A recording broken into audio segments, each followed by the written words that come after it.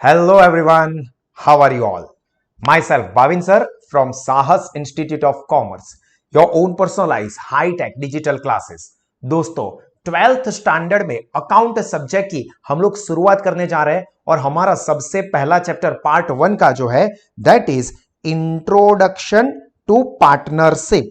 और जैसा मैं आपको प्रीवियस सेशन में बता चुका हूं कि इस चैप्टर में से आपको बोर्ड में सेक्शन ए में एक एमसीक्यू आएगा और सेक्शन सी में 3 मार्क का एक सम रहेगा, जो कि हमारे चैप्टर का नाम है इंट्रोडक्शन टू पार्टनरशिप। जन्मों के साथी हम साथ साथ हैं। तो दोस्तों हम लोग यहां पे ये पार्टनरशिप के बारे में बात शुरू करें इससे पहले हम लोगों को पार्टनरशिप की जरूरत क्यों होती है, पार्टनरशिप क्यों एग्जिस्टेंस में आता है, उसके फंडामेंटल्स के बारे में थोड़ा समझ लेते हैं, जो कि आप लोग 11th स्टैंडर्ड में सीख चुके हो।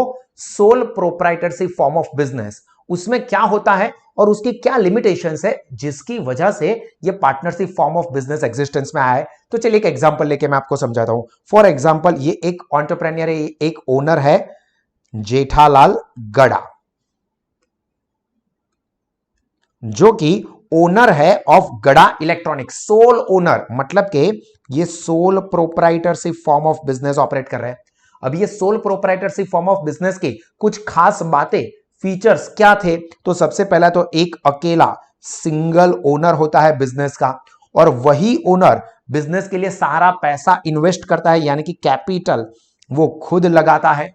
अगर उसको जरूरत होती है तो वो काम में हेल्प के लिए एम्प्लॉइज को अपॉइंट कर सकता है, मतलब कि यहां पे वो जरूरत लगती है तो बाघा को अपॉइंट करेगा, नटू काका को अपॉइंट करेगा एज एन एम्प्लॉय। बिजनेस में जितने भी जोखिम होते हैं, बिजनेस में जो भी रिस्क है कि भाई पैसे नहीं आएंगे, सेल्स नहीं होगा, प्रॉफिट नहीं होगा, जो कुछ भी, वो सारे जोखिम यानी कि रिस्क एंड अनसर्टेनिटी को भी वो ओनर खुद ही बेयर करता है। और ये सारी चीजों के बाद फाइनली बिजनेस में जो भी प्रॉफिट होता है या इवन लॉस होता है, वो सारा का सारा ये सिंगल ओनर को ही बेयर करना पड़ता है।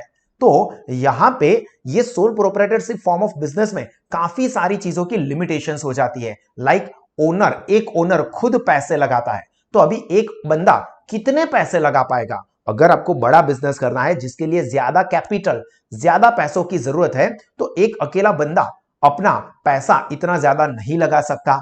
उसका जो नॉलेज है, उसका जो स्किल है, एक्सपर्टीज है, उसकी कुछ लिमिटेशंस रहती है कि भी अकेला बंदा कितना नॉलेज रखेगा, कितनी चीजों को मैनेज कर पाएगा।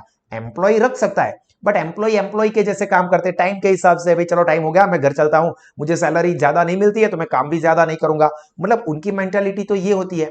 और बिजनेस में जो भी रिस्क होता है या इवन लॉस होता है, वो सारी चीजें एक अकेले बंदे को ही बेयर करनी पड़ती है। अगर बहुत ज्यादा लॉस हो गया तो वो अकेला बंदा इतना लॉस बेयर ही नहीं कर पाएगा और अल्टीमेटली बिजनेस बंद हो जाता है। तो इन्हीं कुछ लिमिटेशंस को दूर करने के लिए क्या होता है कि एक से ज्यादा लोग मिल जाते हैं, मतलब कि यहां पे जो जेठालाल है वो तारक मेहता के साथ पार्टनरशिप कर लेते हैं कि भाई चलो हम दोनों मिलकर बिजनेस करेंगे। तो इससे होगा क्या, पहले सिर्फ जेठालाल अकेले पैसे लगाता था, पर अब तारक मेहता भी उसके साथ है, तो जो कैपिटल है वो यहां पे ज्यादा हो पाएगी। जेठालाल, उसके नॉलेज, उसकी लिमिटेशंस है, उसके पास एक्सपर्टीज या स्किल कम है, जहां पे उसके साथ एक और बंदा मिल जाता है तारक मेहता, जिसके पास भी अपना खुद नॉलेज है, स्किल है, तो एक से भले दो या दो से भले इवन 4 भी हो सकते हैं। तो सब लोगों का नॉलेज, एक्सपर्टीज ये सब बढ़ता है। बिजनेस में जो मैनेजरियल एबिलिटी है इसकी वजह से इंप्रूव हो जाती है, तो जो लॉस है उसके चांसेस कम हो जाते हैं। रिस्क एंड अनसर्टेनिटी, इसकी पॉसिबिलिटी या गलत डिसीजन की पॉसिबिलिटी कम हो जाती है। और अगर होता भी है रिस्क या अनसर्टेनिटी या इवन लॉस, तो वो एक अकेले बंदे को बेयर नहीं करना पड़ेगा। क्या होगा, ये जितने भी लोग, 2 है या उससे ज्यादा, उन सब के बीच में ये लॉस डिस्ट्रीब्यूट हो जाएगा, तो किसी एक पर्सन को इतना ज्यादा लोड नहीं आता है। तो यहां पे ये सोल प्रोप्राइटरशिप की कुछ लिमिटेशंस की वजह से ही ये partnership form of business existence में आता है, और इसी के बारे में हम लोग हमारे ये चैप्टर के अंदर डिस्कस करने वाले हैं। तो चलिए दोस्तों, आप सब लोग अपने साथ हमारे साथ स्टडी पैम्पलेट ले लीजिए। पैम्पलेट की कॉपी आप लोगों के पास होगी ही, अगर ना हो तो इस वीडियो के डिस्क्रिप्शन में से आप पैम्पलेट डाउनलोड कर सकते हो। और हमारी जो साहस स्मार्ट स्टडीज ऐप है उसके ऊपर भी पूरा pamphlet with detail solution with all necessary notes दिया हुआ है, तो वो भी आप लोग डाउनलोड कर सकते हो। ऐप की लिंक भी नीचे वीडियो के डिस्क्रिप्शन में दी हुई है। देखिए, आप लोग नोटबुक भी साथ में ले लो, समझते जाएंगे। पहले पैम्पलेट में से मेरे साथ साथ समझोगे, पैम्पलेट में जरूरी चीजों को टिक मार्क करोगे इस टॉपिक में से, और जैसे ये टॉपिक कंप्लीट होता है उसको आप अपनी नोटबुक के अंदर टॉपिक वाइज जिस तरह से आपको पैम्पलेट दिया है उसी तरह से नोट डाउन कर दोगे। तो अपना सबसे पहला ही टॉपिक है definition and need for partnership. तो दोस्तों, सबसे पहले हम लोग बात करते हैं डेफिनेशन ऑफ पार्टनरशिप, जो कि अपने को दी हुई है section 4 of Indian partnership act 1932 में। कहां पे दी है? इंडियन पार्टनरशिप एक्ट 1932 का सेक्शन 4, इसमें ये पार्टनरशिप की डेफिनेशन दी हुई है। अब यहां से आपको दो एमसीक्यू मिल सकते हैं। पहला तो, इंडिया में एट प्रेजेंट कौन सा पार्टनरशिप एक्ट प्रिवेलिंग है? तो पार्टनरशिप एक्ट 1932, ये ईयर आपको याद रखना है। Partnership act 1932 is prevailing in India. और दूसरा, पार्टनरशिप की डेफिनेशन पार्टनरशिप एक्ट के कौन से सेक्शन में दी है? तो definition of partnership is given in section 4 of Indian partnership act 1932।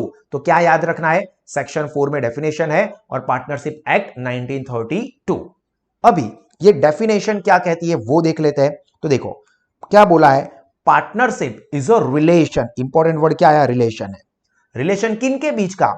Between two or more person. मतलब ऑब्वियस है कि एक अकेला बंदा तो पार्टनरशिप कर नहीं सकता, पार्टनर के लिए दूसरा कोई तो चाहिए ना।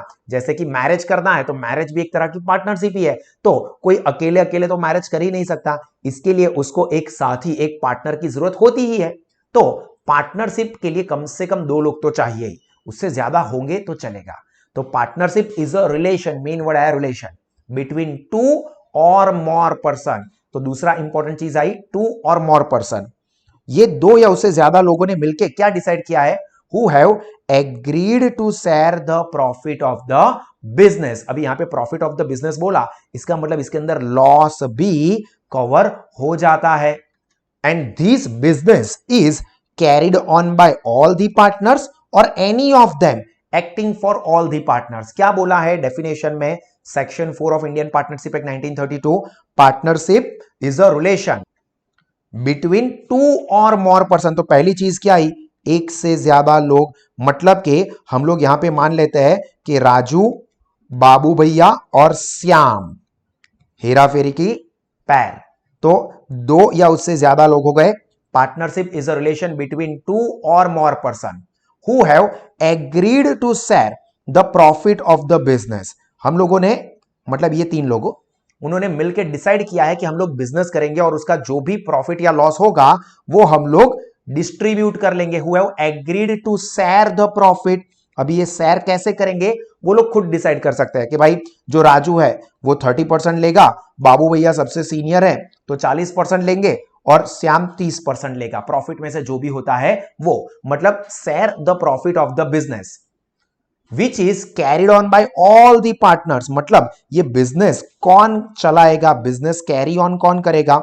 तो यहां पे दो चीज है, एक बाबू भैया, राजू एंड श्याम तीनों मिलके भी काम कर सकते हैं या तीनों में से कोई एक काम कर सकता है बाकी सबके बिहाफ में। मतलब राजू बोलता है कि भाई मैं सबसे ज्यादा टैलेंटेड हूं क्योंकि मैंने बहुत ही बढ़िया सी डिग्री क्वालिफाई की है, यूपीएससी, उसकी टोपी उसके सर वाला। तो यहां पे सभी लोगों के बदले में सिर्फ राजू बिजनेस मैनेज करता है तो भी चलेगा। तो अब पूरी चीज एक साथ यहां पे देखिए क्या बोला है कि partnership is a relation between two or more person who have agreed to share the profit of the business carried on by all or any of them acting for all. क्या कहा? फिर से सब लोग मेरे साथ मन में बोलेंगे। As per section 4 of Indian partnership act 1932, partnership is a relation between two or more person who have agreed to share the profit of the business which is carried on by all or any of them acting for all। अब और चीज जो आपको जाननी है वो कि जो भी पर्सन ये पार्टनरशिप में इन्वॉल्व होते हैं ना, उन सबको इंडिविजुअली कहा जाता है partners. Persons who join or enters into partnership are individually called partners and collectively they are called partnership firm. क्या बोला? Persons who enters into partnership are individually called partners and collectively called partnership firm. Clear यहां तक की चीजें? चलिए अब इसी के अंदर एक और छोटा सा कॉन्सेप्ट है रीजन फॉर पार्टनरशिप, जो कि हमने आगे भी डिस्कस किया कि सोल प्रोप्राइटर की कुछ लिमिटेशंस थी, वही कारण बन गए पार्टनरशिप फॉर्म ऑफ बिजनेस के लिए। तो सबसे पहला ही रीजन क्या है? लैक ऑफ फंड, कि भाई एक अकेला बंदा होगा तो पैसों की लिमिटेशन होगी, इसीलिए दो या उससे ज्यादा लोग मिलेंगे तो जो पैसों की लिमिटेशंस होगी वो दूर हो जाएगी। तो पहला रीजन पार्टनरशिप बनने का लैक ऑफ फंड। दूसरा लैक ऑफ मैनेजरियल स्किल और कैपेसिटी, भी एक अकेला बंदा होगा चाहे वो कितना भी टैलेंटेड क्यों ना हो बट उसकी भी कुछ लिमिटेशंस होगी, पर अगर दो या उससे ज्यादा लोग मिलेंगे तो उन लोगों का स्किल नॉलेज ये सब बिजनेस में फायदा पहुंचाएगा। और तीसरा कारण जो कि है टू डिस्ट्रीब्यूट द रिस्क, कि भाई एक अकेला बंदा है वो बिजनेस करेगा और सारा जोखिम सिर्फ उसी का होगा तो वो बिजनेस फेल हो जाएगा, उसके चांसेस ज्यादा होंगे, पूरे का पूरा लॉस उसका होगा। पर अगर दो या उससे ज्यादा लोग हैं तो क्या हो जाएगा कि यहां पे रिस्क सब लोगों के बीच में डिस्ट्रीब्यूट हो जाएगा। तो तीन मेन कारण है पार्टनरशिप क्रिएट होने के। पहला for lack of fund, second lack of skill और managerial capacity, and third to distribute the risk. तो आई होप दोस्तों कि ये चीज आपको समझ में आ गई होगी। अब आप लोग पैम्पलेट में से ये पहला टॉपिक जो मैंने पढ़ाया उसको नोटबुक में अच्छे से नोट डाउन कर दीजिए। और इसी तरह के और एक्स्ट्राऑर्डिनरी एजुकेशन आपको कॉमर्स स्ट्रीम के कोई भी कोर्स के लिए सभी सब्जेक्ट में अवेल करना है, मतलब कि best study pamphlets, excellent offline online study lectures या एक्सीलेंट क्वालिटी के स्टडी वीडियोस, तो आप लोग हमारे ऑफलाइन क्लास, ऑनलाइन क्लास या इवन सास स्मार्ट स्टडीज ऐप के थ्रू भी ये सारे एजुकेशन लोवेस्ट फीस पे अवेल कर सकते हैं। तो आज ही इसका फायदा लीजिए और हमेशा मुस्कुराते रहे, सीखते रहे, आगे बढ़ते रहे। God bless you all. जय हिंद।